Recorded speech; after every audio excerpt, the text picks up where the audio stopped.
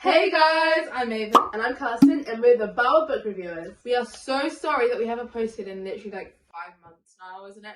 But we have an explanation. We have been extremely busy with like finishing of school, exams, whatever. And then we also have a few upcoming things that we're really excited about. We can't disclose anything yet, but we have a few very exciting things coming up. So stay tuned for that. We are so excited to share with you. So without further ado, guys, going back to old traditions, the theme for this week is Summer Reading Bucket List. We are so excited to share these 5 pointers with you to spice up your summer reading. Let's just jump straight into it. I'm going to be giving my first pointer. Okay, so if there's a changing lighting or anything, it is because, oh my gosh, we tried recording this video. I made like a 30-minute long clip, wiped off the face of my phone. It just glitched, it just went, the clip just went. So we're gonna have to re-record it, but that's perfectly fine because I'm really excited to share with you the first tip I have. So let's get right into it. And this tip is to annotate your books. You might have seen this being talked about a lot, especially on TikTok. It's very popular on TikTok. But I think that it's just such an enjoyable way to read. Annotating is where you, whilst you're reading the book, you tab or you write down your thoughts. I will just quickly show you how I annotate my books. This is how I do it. So you'll need tabs and then you also need a pen. That's all I use. It's really, really simple. So I, at the front of the book, have an index. And as you can see, different colours are assigned with different feelings or emotions. So for example, the orangey red is for important quotes. The pink one is for romantic quotes. The yellow one's for funny quotes. Green is for happy quotes. The light green is for wholesome. The blue is for sad, and the grey is for quotes. Now, when you're reading the book, if you find a quote or a saying that aligns with one of these emotions, you just tab it. I just think it's a great way to read, and it really expands your knowledge. So with that, I'll hand over to Kirsten for the second tip. Hey guys, I'm back to save you from Avon. So I'm going to be giving you your next tip to add to the bucket list. I don't know if Avon already told you, but make sure you have your notepad and pen out and title your page bucket list and make sure you're writing all these ideas down so you can spice up your summer reading. My first suggestion is to change your location of reading. So like many people, I too choose to read mostly in my room because it's quiet, it's peaceful, and it can be really relaxing and nice if you have the window open and you're listening to some instrumental music. But I think it's really nice to have a change of location once in a while to diversify your reading habits. A popular place to read is your local bookshop or in your garden, and now it's really nice and warm, not like England where it's mostly rainy or really cold. You can actually get outside, maybe if you have a swing, sit on your swing, or even just sit on the grass or lay out a blanket and sit there with a nice cool glass of lemonade and do your summer reading. I think that also might be a very good one to do with your friends, because I always see a lot of friends on Pinterest and on TikTok and on YouTube. They go to a little bookshop together, even a little library or a little coffee shop, and they'll read together. And even though they're not talking, you're just enjoying each other's company and having such a nice time. And the sun's outside shining bright, you've got your cold drink with you, and you've got the best company. And I think that just makes reading so much more fun. So the key things to take from my suggestion are to maybe read in your garden, read in a library, read with your friends, or read in a coffee shop or a bookshop. And now we're going to pass over to Avon. Hello again. It is Avon for tip number 3. And you better hold your horses because this one is a good one. Now, before I say this clip, I would like to disclaim that yes, I've heard this before. But at the time when I came up with this tip, I hadn't realised that it was a thing. It was an active thing. And it was only when Kirsten told me, I saw someone do that, something similar to that on TikTok, that I realised, okay, maybe my discovery isn't much of a discovery at all.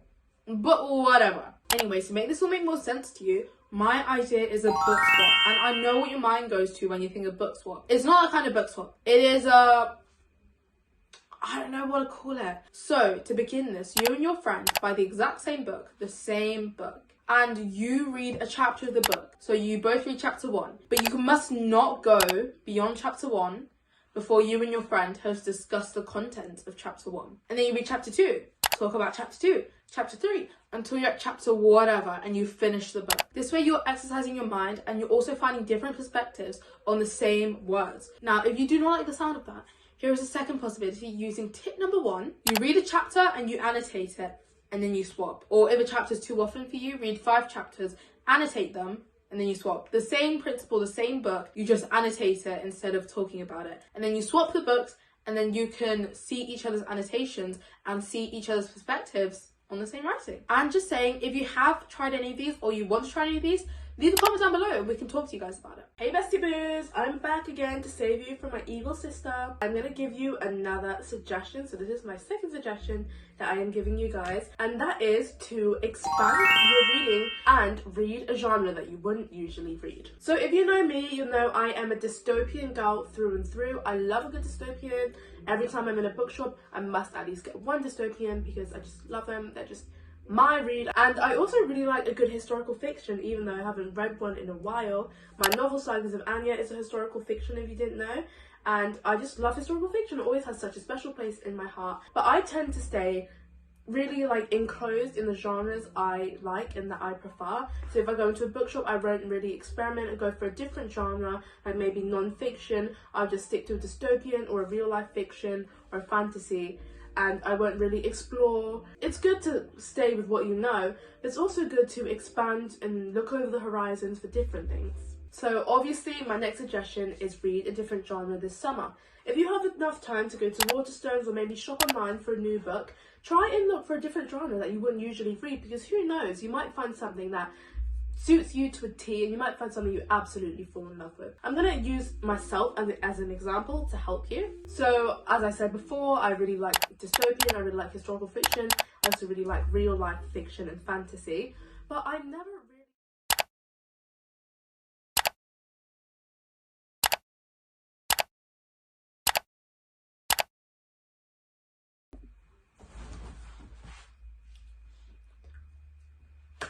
I am back and delivering your fifth and final tip. So without wasting any time, I'll get right into this tip, and it might sound a bit daunting at first, but just hear me out. Finish one book in 24 hours. I know, and can I just come out and say, just because you're a slow reader doesn't mean you don't like to read, and that's not what I'm trying to induce at all. I'm a slow reader. I read slow. I still love to read, and there's just a stereotype that if you're an avid reader, if you enjoy reading, you have to be fast at it. No.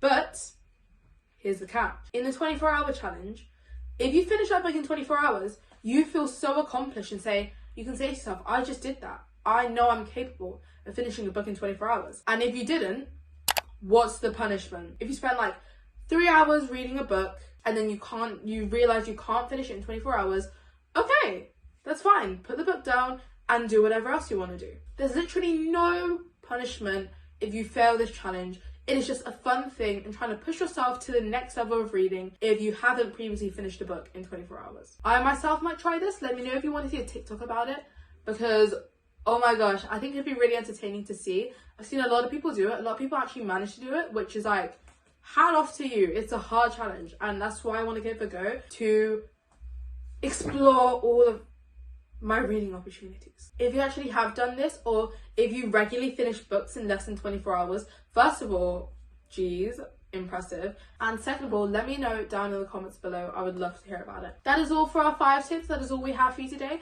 If you have any other tips to broaden your reading circle, let us know down in the comments below, because I'm sure us and a lot of other people would love to hear about it. And let's go to the outro. Bye. Okay guys, I'm now back and we're at the end of this video. Hopefully you have 5 amazing ideas to spice up your summer reading, and we hope your bucket list is filled with these ideas. If any of these actually came into play, please let us know in the comments, because we'd really like to know if you actually followed our advice, and we hope you enjoyed doing it. Thank you so much for watching this video, and make sure you like, subscribe, and click that bell so you get notified every time we post a new video. It's been a while, guys. Thanks so much for watching. Bye!